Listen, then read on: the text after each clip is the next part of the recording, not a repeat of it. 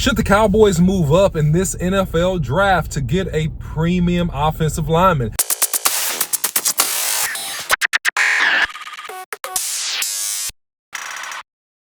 I'm going to talk about that and more in this video. But before I do, don't forget to hit the like, share, and subscribe buttons below. Follow Boss Cowboy Sports on YouTube, Instagram, Facebook, and Twitter. You can follow me, the OC100, on Twitter. So the Cowboys have the 26th pick in the NFL draft. And if you follow Boss Cowboy Sports at all, or if you haven't and you're new to the channel, welcome. We've talked extensively about the elements of the offensive line and the importance of the Cowboys focusing in on the offensive line and shoring that up. So this is what we do know. We hit big with Tyler Smith last offseason in the first pick of the NFL draft last year, who started every game for the Cowboys as a rookie at the left tackle. Fantastic pickup for the Dallas Cowboys. Tyler Badias has played very well this particular season, with the exception of missing a couple games with some injuries. So other than that, he was really fantastic. Now, you also have the aging but still effective Zach Martin, and you have Terrence Steele, to me, a young perennial Pro Bowl tackle who unfortunately went down with a torn ACL this season. In his stead, you had a combination of things happen between Jason Peters, and when Tyron Smith got healthy, you had him at the right tackle position. So there's a position I didn't mention, and that position is left guard. So should the Cowboys prioritize the left guard position and potentially try to move up in this year's draft to get a particular player that could be a hybrid?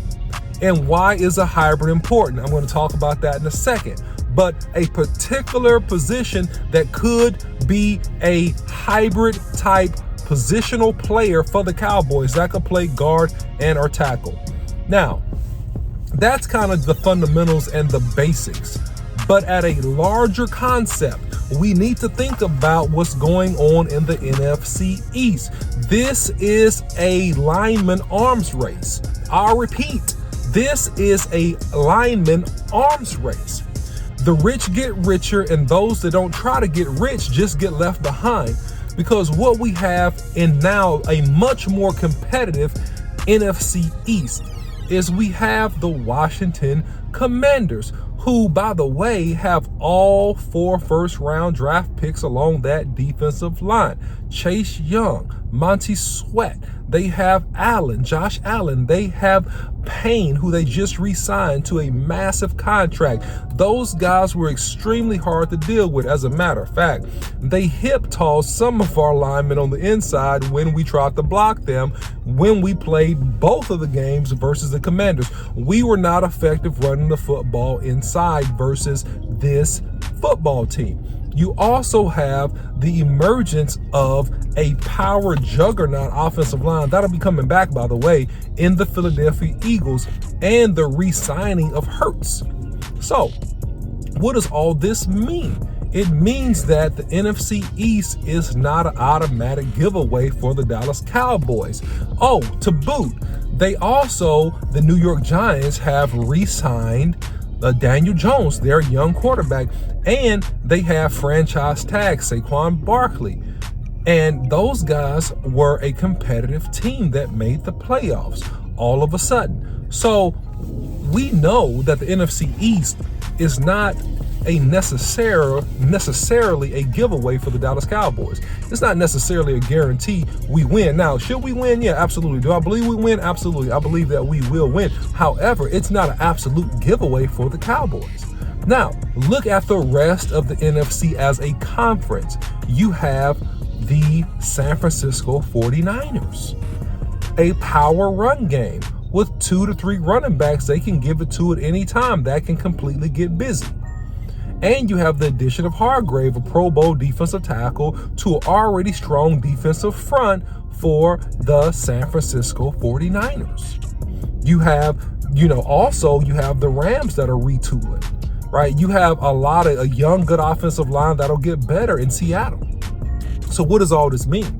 It means this, that the best teams in the league have the strongest offensive lines. They all have top 3 to 5 offensive lines. Also, number 2, it means this: the best teams in the NFL are able to run the ball at will. That's right. When they need to line up and run the ball, they can run the ball. Running the ball has a multiplicity of effects. I covered this on the channel earlier this season, but I'll cover it right now. Running the football can also be a extremely back-breaking situation for the defensive line and the defense as a whole for the opposing team. Running the ball is a will breaker. Running the ball controls time of possession.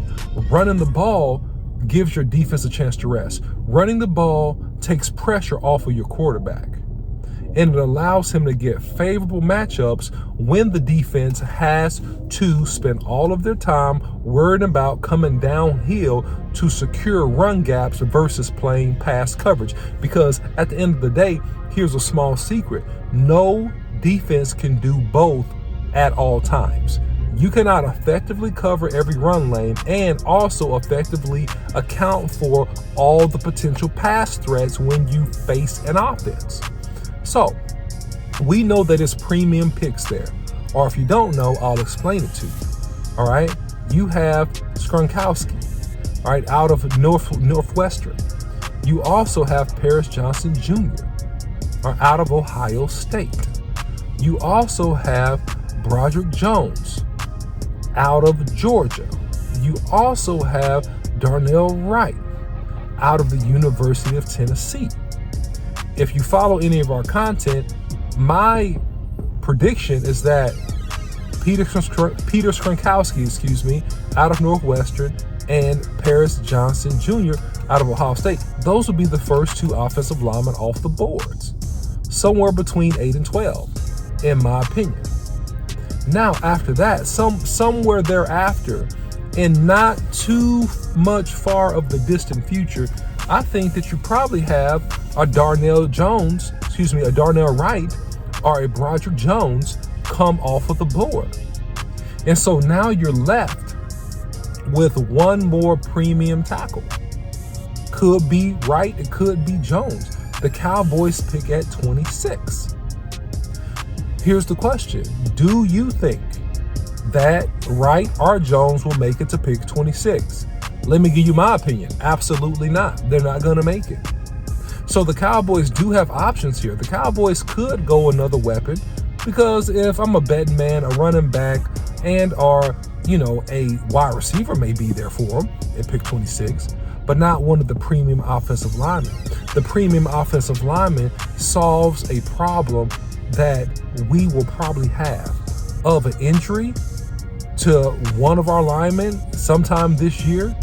Also of the running back by committee philosophy that the Cowboys are looking to employ, because your running backs don't have to be as good when you create big lanes. That's just the bottom line. They don't have to be as good. They can be solid running backs and still be extremely productive for you. So will the Cowboys move up? Should they move up? In my opinion, I'm beating the table, and I think that we should move up. I think we should leverage some of our current and future draft capital, not beyond a 2nd round pick, and maybe a couple of 4th round picks, maybe a 3rd next year, something of that nature, so that we can move up and be in position to get one of the better offensive linemen. Broderick Jones can play guard or tackle. Darnell Wright can play guard or tackle. Those guys solve problems for you immediately and put you in the driver's seat in terms of protection and the ability to run the football ruthlessly and with strong execution in a strengthened NFC East and in a strengthened and even getting stronger NFC overall.